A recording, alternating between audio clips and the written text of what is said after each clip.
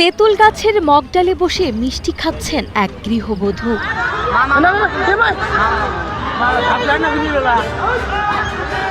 অদ্ভুত এই কাণ্ড নিয়ে এলাকায় সৃষ্টি হয়েছে ব্যাপক তোলপাড়। ঘটনাটি ঘটেছে কুড়িগ্রামের উলিপুরে। জানা যায় গত রাত 10টা থেকে নিখোঁজ ছিলেন এই নারী। নিখোঁজের পর আজ সকালে গোড়াই আনন্দবাজার এলাকার বাসিন্দা আবু সাইদের স্ত্রীকে বাড়ির অদূরে একটি পুকুর পাড়ের উঁচু তেঁতুল গাছের মগডালে বসে থাকতে দেখেন স্থানীয়রা।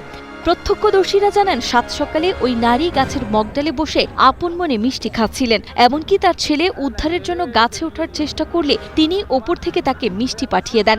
পরে খবর পেয়ে ফায়ার সার্ভিসের উদ্ধারকর্মীরা ঘটনাস্থলে পৌঁছে তাকে নামানোর চেষ্টা করলে তিনি নিচে নামতে অস্বীকৃতি জানিয়ে পুকুরে ঝাঁপ দেন। এতে তিনি তাৎক্ষণিক জ্ঞান হারিয়ে ফেললে ফায়ার সার্ভিসের কর্মীরা তাকে পানি থেকে উদ্ধার করে হাসপাতালে পাঠায়।